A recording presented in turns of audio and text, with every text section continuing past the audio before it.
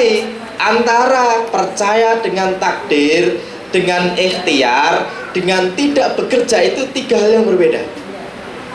Jangan sampai keliru begini.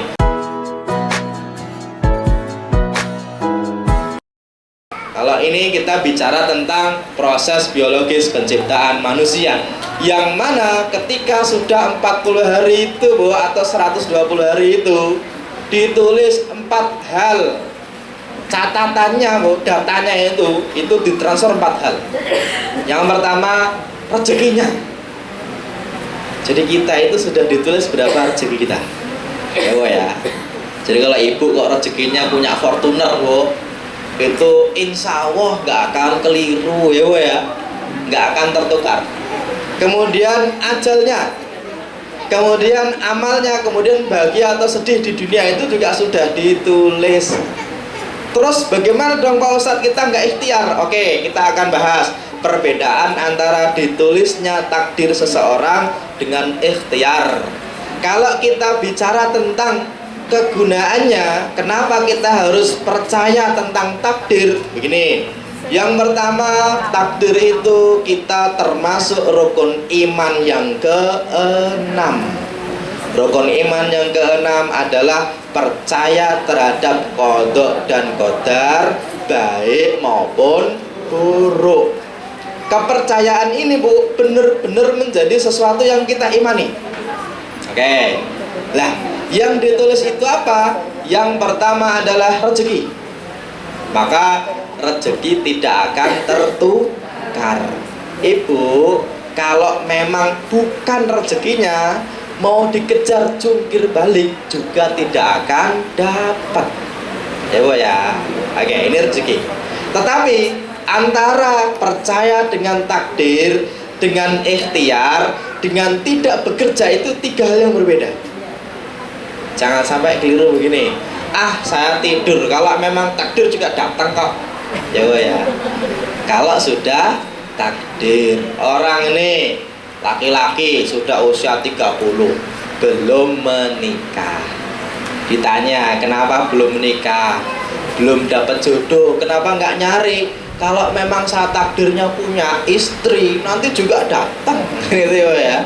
Oke, ini beda antara percaya dengan takdir dengan dia itu berpangku tangan dengan ikhtiar. Karena begini, seorang itu tidak ada yang tahu takdirnya. Kita itu nggak tahu takdir kita itu kapan meninggal, kapan kita punya rezeki, nggak tahu.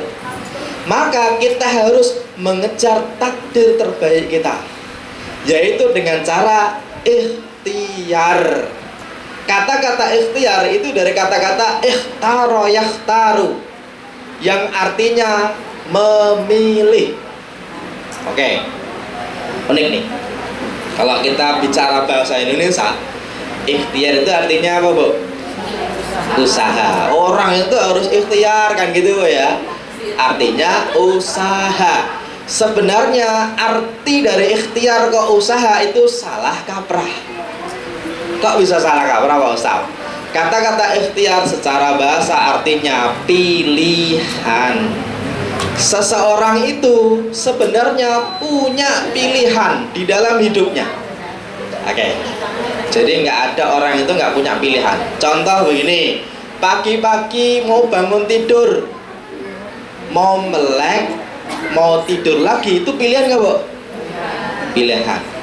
Jam 4:30 bangun, ngeliatin alarm bunyi.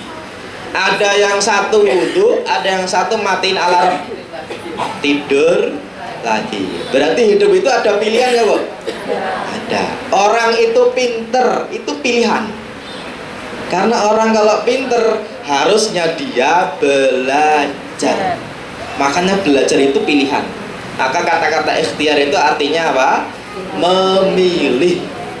Seseorang itu bisa memilih. Makanya begini, ikhtiar itu karena kita nggak tahu takdir kita, kita harus memilih. Seseorang itu dilahirkan dalam keadaan tidak tahu apa-apa, dalam keadaan tidak punya harta, tapi dia dikasih sesuatu oleh Allah untuk memilih, namanya ikhtiar.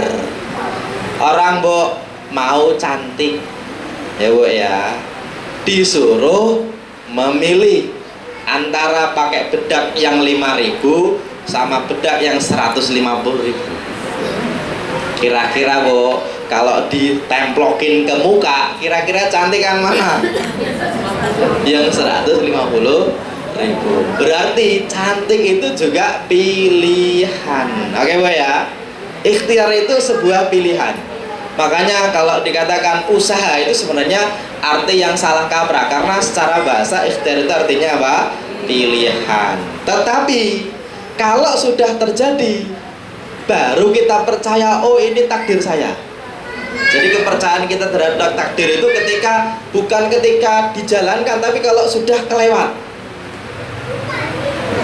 Kita percaya nih, hari ini saya kasih contoh. Ini nanti kita biar paham, jangan sampai keliru.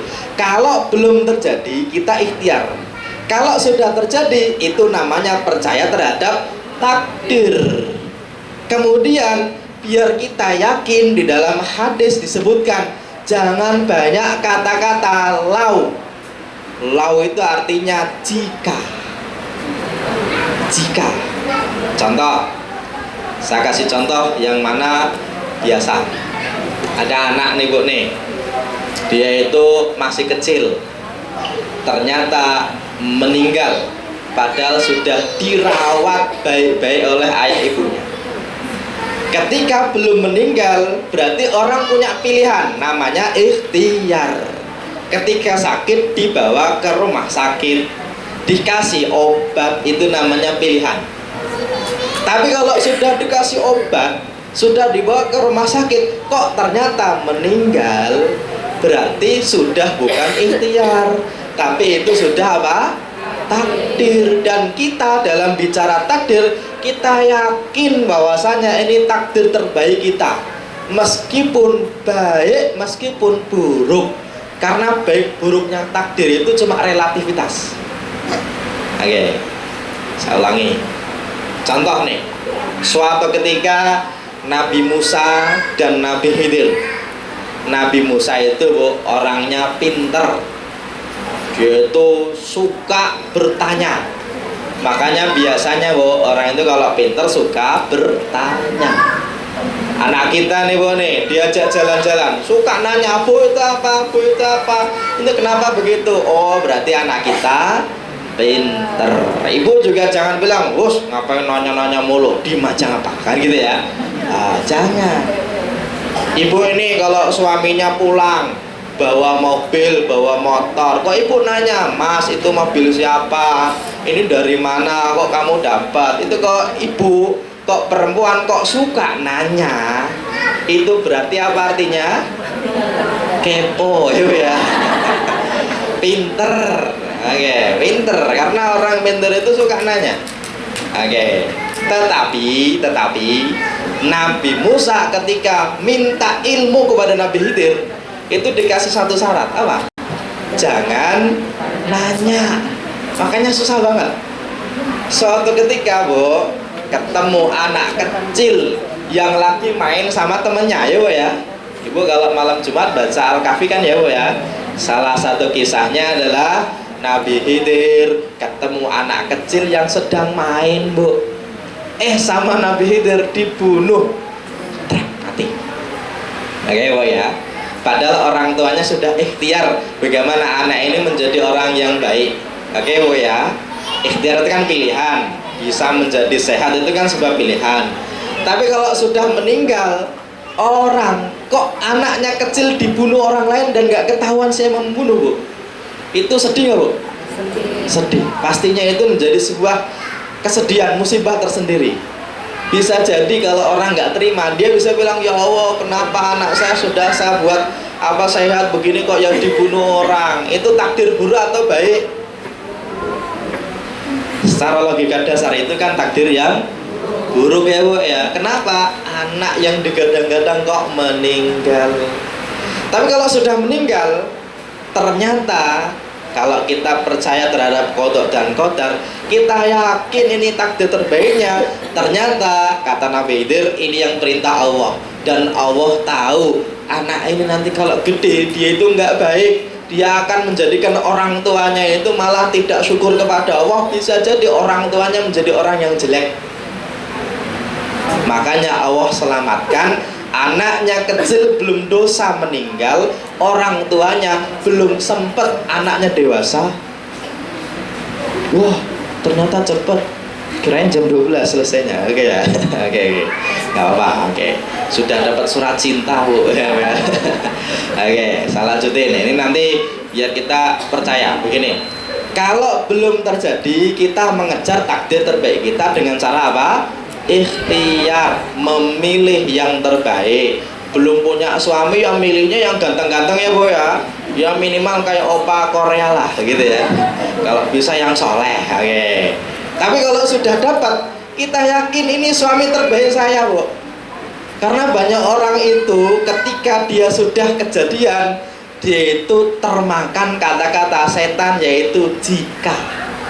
Maka orang itu bisa goyah hatinya, Bu. Itu kalau kebanyakan jika. Ada orang kecelakaan, sudah kecelakaan, Bu, tapi dia masih ngomong aja, kalau kamu nggak berangkat tadi pastinya nggak kecelakaan gitu ya. Kalau kamu tadi dengerin, kalau kamu tadi doa, kalau kamu tadi naik motor, kalau kamu tadi, ayo ya. Ini nih, Bu, ini melemahkan keyakinan kita. Kalau sudah terjadi, kita percaya ini takdir dari Allah. Salah satu pemupuk kita kepercayaan adalah jangan banyak apa? Jika. Ibu sudah menikah, itu berarti takdir terbaik ibu. Tapi ibu kalau sudah menikah, jangan sering-sering, wah kalau kemarin saya nggak ketemu kamu, pastinya saya ketemu yang lebih ganteng kan gitu ya. Belum tentu. Oke, makanya hal yang menjadikan kita itu tidak yakin terhadap takdir itu salah satunya adalah kata-kata jika.